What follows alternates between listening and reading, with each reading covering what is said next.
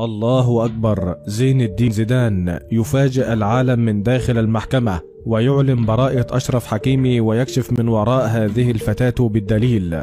بالفيديو: ألف مبروك. شاهد لحظة تقديم زين الدين زيدان لشهادته لأشرف حكيمي في المحكمة اليوم في قضية الاغتصاب، ويكشف عن مفاجأة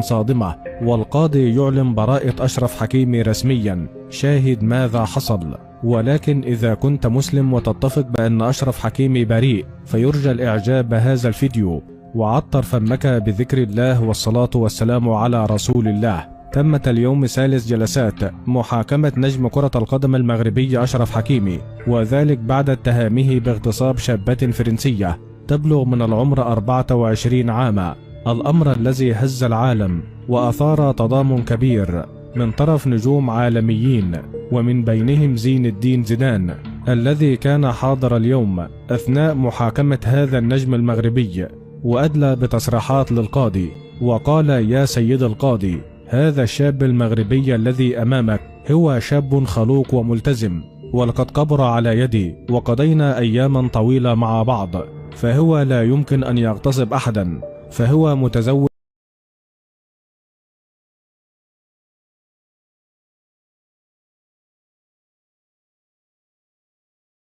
ولديه أطفال، وهذه مؤامرة كبيرة ضد هذا النجم الشاب الذي خطف الأضواء مؤخرا وأصبح مصدر تركيز بالنسبة لأعداء النجاح والذين يحاولون تدمير مستقبل هذا الشاب.